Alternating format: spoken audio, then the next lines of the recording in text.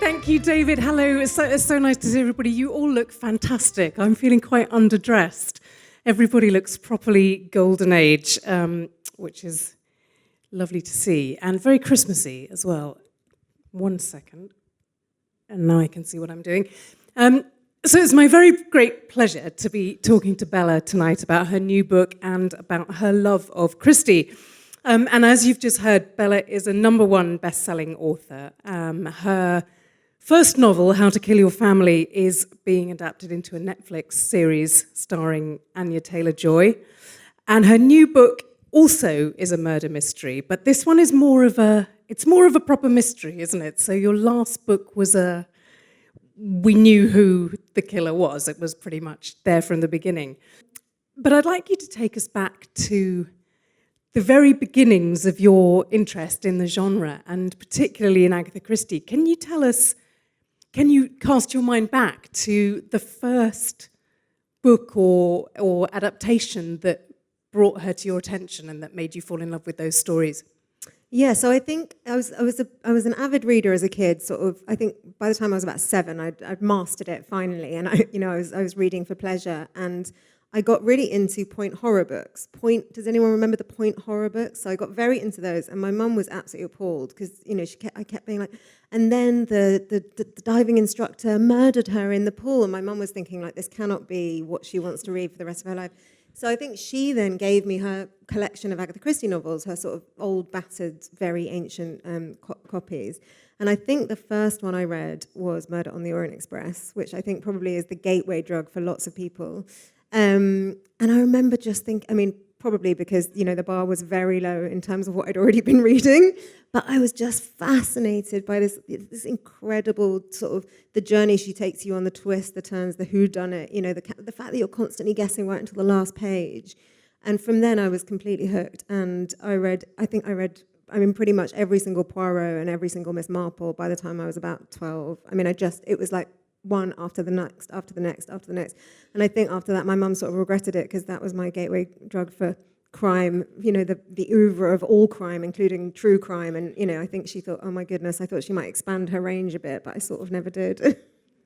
So what do you think it is that gives her books that enduring appeal? Because obviously everybody here has come out of a love of those books. I loved them. I was probably a similar age when I started reading them, and they seemed like a natural progression from the kind of mystery stories that you read as a very small child, the kind of Enid Blyton ones, and then on to Agatha. What is it about these books that has so much magic or such a hold over our imaginations? I think there's several reasons, right? I think the first thing is that she is just a master storyteller, so the pace never drops. There's very few duds where you think, oh, come on, hurry up. She knows how to kind of engage you, hook you in, keep you going with the story. As we know, she is the queen of the whodunit. You are constantly thinking, who did this? What's the motive? She'll throw in the red herrings, the sort of false starts, all of that. So she's a master at that. But then I think there's more to it. I think there's a warmth to Christie books that I think quite often you don't get with modern crime, not always anyway, where you feel you're not going to be traumatized by these books. You're not going to be, you're not going to come away thinking, I can't read this at night, although, and then there were none, I still can't read on my own. So I think there's a warmth to them, with Poirot and Miss Marple especially, I wouldn't say cozy crime because I don't know what you feel about that term, but...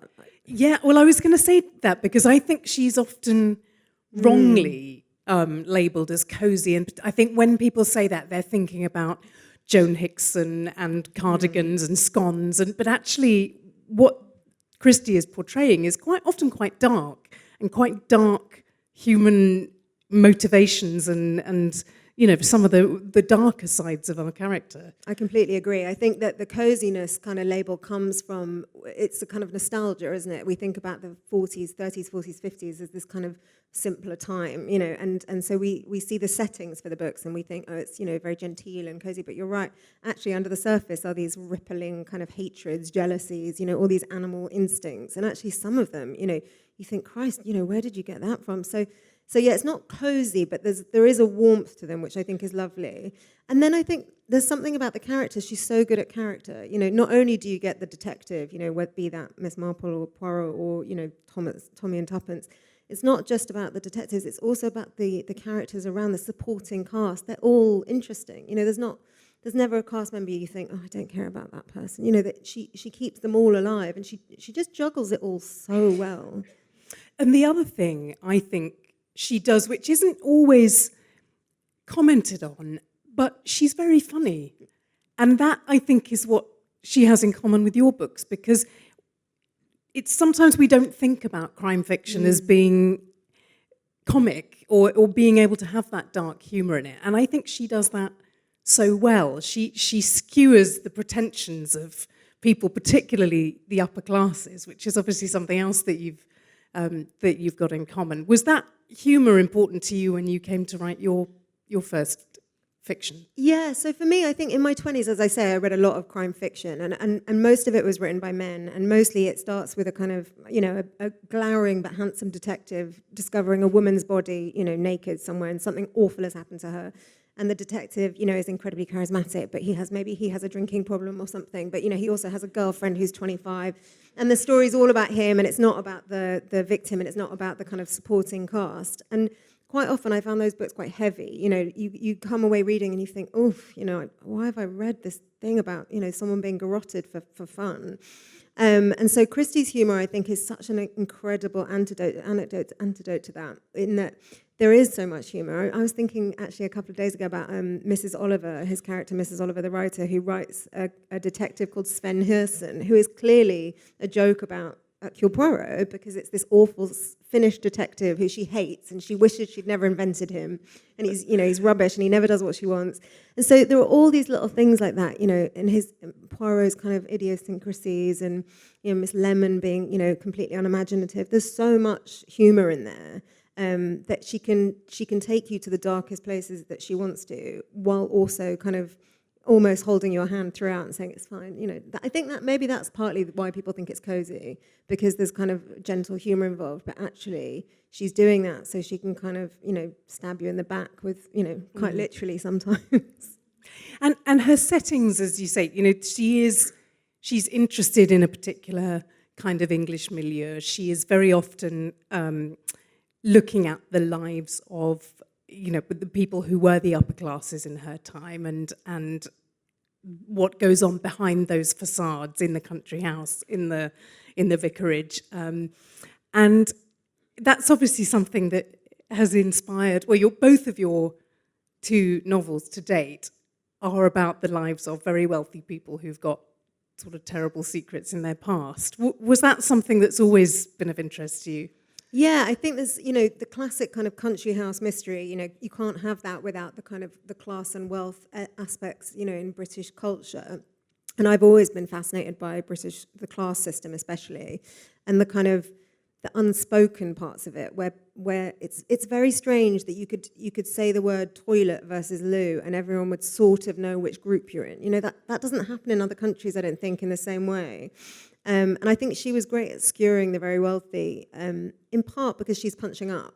She's not punching down. Even in books like Mrs. McGinty's Dead, where the charwoman is murdered, she's looking at the more affluent people, and she's dissecting their relationships and showing them all up as monsters. And she manages to needle them very well, where you think a lot of these people are ghastly. They are kind of grim. So clearly she had some kind of class consciousness going on, whether she explored that in her life or not. But yeah, for me, it's rich themes, because everyone likes reading about rich people dying. You can't run out of sort of appetite for it. So, it's definitely a straight through direct kind of inspiration from her. Yeah. So tell us a little bit about this new book, which I will attempt to juggle. There we are. Yeah, this it's quite new heavy. one. So what a way to go. Because you've done something very interesting with the character of the detective here. Which is obviously, it's on the face of it, a country house murder mystery. It's a literal country house. There's a party. Someone is killed. You've got two characters who are trying to find out what happened, and one of them is the person who's been murdered. So can you tell us a little bit about that conceit and what interested you about telling the story in that way? Yeah, so I think obviously with storytelling, especially once you've written one book, you think, oh, I might like to try something different, and I'd like to see things from different angles throughout the book. And actually, Agatha Christie does that phenomenally well with different types of narration throughout books, and the unreliable narrator, and obviously Murder of Roger Ackroyd, etc. So I wanted to look at it from different angles, this book. I wanted to look at it from the person who's been killed, so I had to write from the afterlife, which was a bit of an odd one, because I thought, well, that's taking me into a different genre, but I want to do it anyway, so I thought I'd give it a go. And then also from this true crime detective, this sort of armchair sleuth who's trying to solve Anthony Whiston's murder. And that was kind of inspired by, how many of you listen to true crime podcasts? And how many of you do but don't want to put your hands up? I'm very interested, not in true crime, but I'm very interested in how it's become such a phenomenon and how it's kind of filtered from newspapers to documentaries to podcasts to now it's just people on TikTok or Instagram. It's people, it's not even being given to you by sort of a professional, quote unquote. It's just being given to you by people who are following murders in real time quite often. If you think about things like the tragic death of Nicola Bulley, who drowned, people were turning up before they found her body, trying to figure out, what had happened to her, coming up with all these kind of horrible theories. So the inspiration is this kind of thing that we're all living with now, where real crime is now. Not that real crime has always been entertainment, since year dot. You must know that from writing your books and the research you do.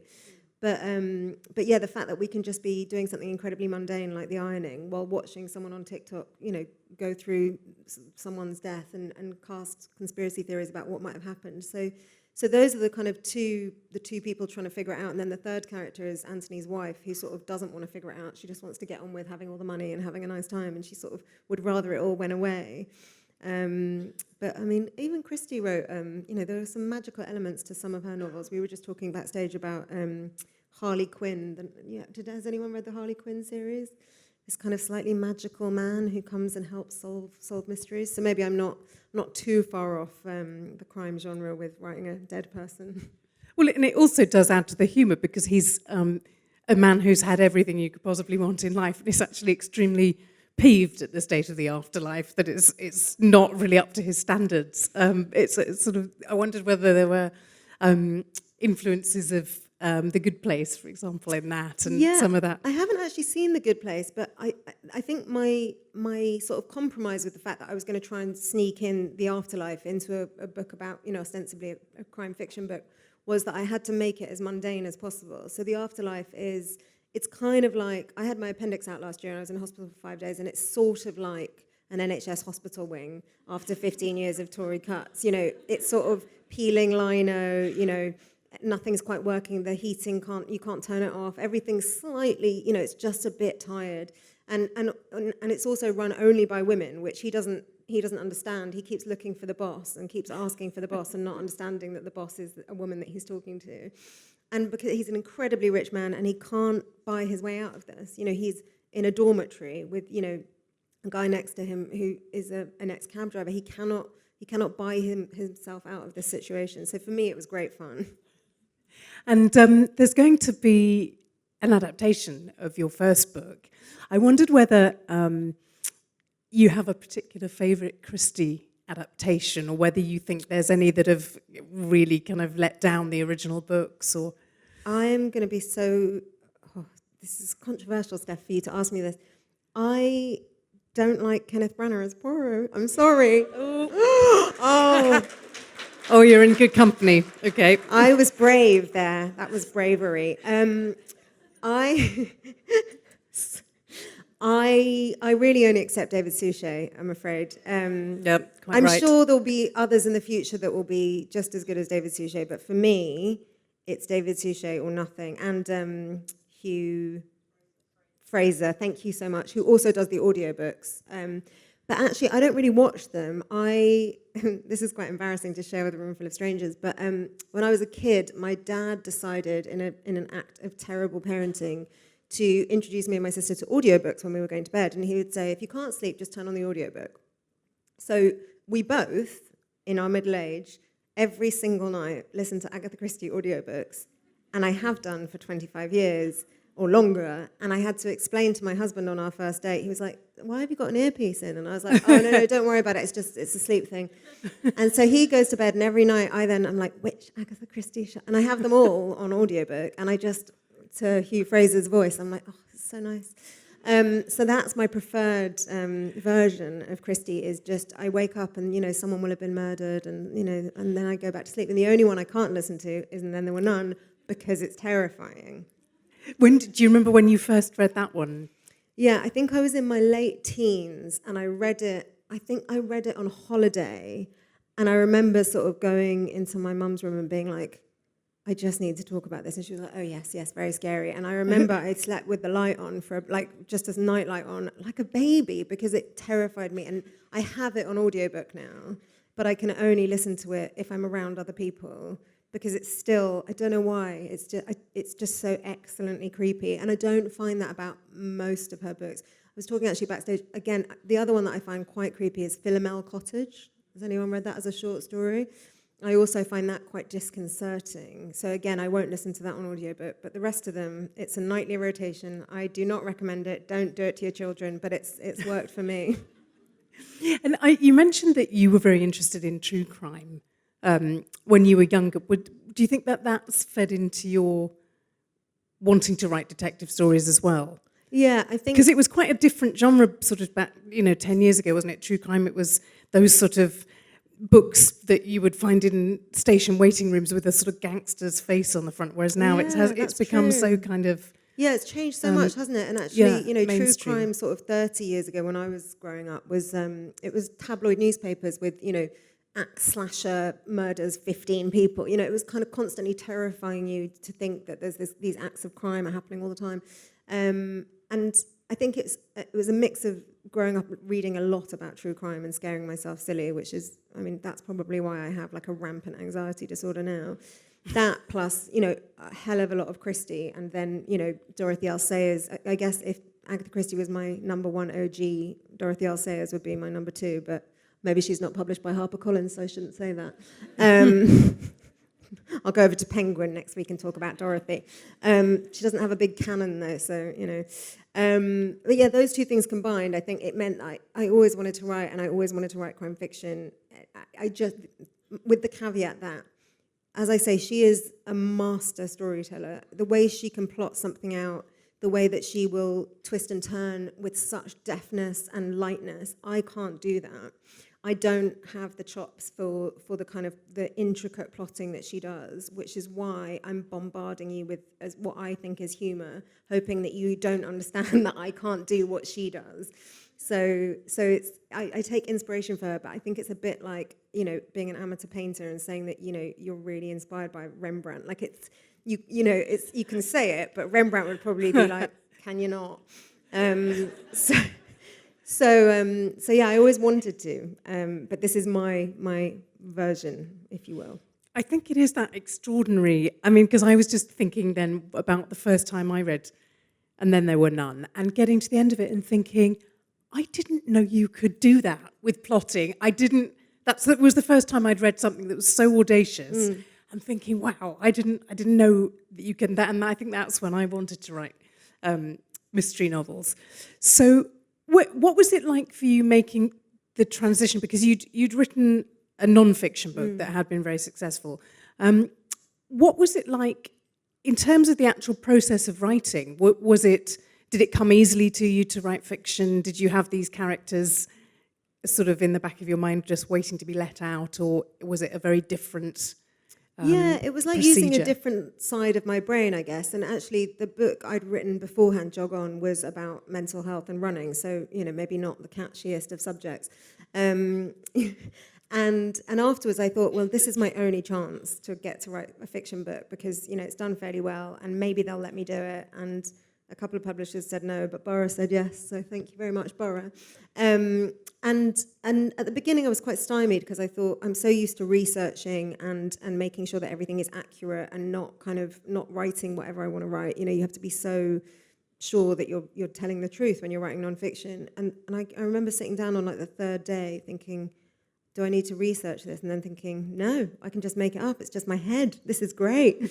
And there's such a brilliant freedom in that, of just thinking, I mean, it must be different with historical novels because you have to do so much research. But for me, just sitting there going, well, yeah, if I want him to die like that, he can die like that. But then the flip side of that is you're on your own. Like, it's just from your head. No one else can give you that backup, that research and all of those things. So it's great fun. I love doing it, and I'm so glad I don't have to kind of spend hours checking the accuracy of things. I mean, in How to Kill Your Family, there are deaths that are ridiculous. And I remember one woman got in touch and said, well, I liked it, but it was just very unrealistic. And I was thinking, yeah, that's kind of the point. You know, I don't actually think you're going to die in a remote-controlled sauna, but, you know, suspend the disbelief. So I love doing it, but yeah, sometimes when you realize it's just your brain you've got to work with, that's quite difficult. And was this one a different process because because we don't know at the beginning who the murderer is, and it is a proper Christie-esque. You've got lots of suspects and lots of people who had a motive. Was it a different writing process? It was. I think the last book was quite linear because the last book is basically murder, murder, murder, murder, murder, murder, end. And this book sort of moves around a lot and is a bit more kind of, you know, squiggly. And so that was difficult. I couldn't quite get my head around writing a second book because suddenly I had readers in my mind that I didn't have for the first book. For the first book, it was just my mother. This book, I was thinking, well, there were lots of readers who said they didn't like X and Y, but they did like this, so should I do this? And then I got completely bogged down and I had to delete the whole thing. 130,000 words, I do not recommend. I actually feel ill just hearing you say that. I know. In fact, I didn't delete them. They're somewhere on a Google Doc, but obviously we're never going to read that again. It'll go in your archive, or it'd be like reading a diary some museum somewhere. And so I sort of had to start again, just thinking again just about my mum and thinking, would she like this? Is this funny? You know, is this good? But I always wanted to write a country house mystery. You know, a rich family, a party, something terrible happens. Who did it? And if the first book was a how I did it, and the second book is a who did it, we were sort of joking about my next book will have to be a why did it. You know, because I seem to be following a theme. Well, I was going to ask about that because. You mentioned your mum as your sort of reader that you have in your head, but I can't help noticing that both of these books feature a very wealthy father who is very much disliked by his children, who ends up dead. And I have seen your actual dad posting on Instagram that he is getting slightly concerned about this. What's happening in the next one? I think, Steph, do we have time to unpack it? Like, do you want to talk about this? Yeah. You know, do you have the qualifications? I know it's really bad. And the first book, it was like funny. You know, I've killed off a father, ha ha ha. And then the second one, he didn't read until it was finished, and he kind of turned around and went, "Oh my." You've done it. Why have you done it again? And then I thought, oh my God, like it is actually a thing, isn't it? If you were a therapist, you would just kind of, there'd be a raised eyebrow, kind of, that's a new client. That's very nice for me. So yeah, we don't have time, but you know. Can you tell us anything about the next one in the remaining minute and a half? So if the first one was about the new moneyed sort of rich people, like for legal reasons, not Philip Green, but you know. The lawyers here, actually, when it came out, were like, you cannot, it's too like Philip Green. I was like, he doesn't read books. And if he did, he's not going to be like, that's me. Second one's about old money, kind of terrible, you know, posh snobs. And then the third one is going to be about people I don't know anything about, which is just like the North London middle class. I don't know who those people are. So a lot of research involved. To be a lot of research, yeah. It'll be tricky. Well, we will certainly all look forward to reading that. But in the meantime, if you haven't read What a Way to Go, I urge you to grab a copy tonight because it's one of the funniest. I was properly laughing out loud on the train, and it's one of the funniest crime books I've read in a long time. So I hope you enjoy the rest of the evening. Please join me in thanking Bella Mackie. Thank you so much.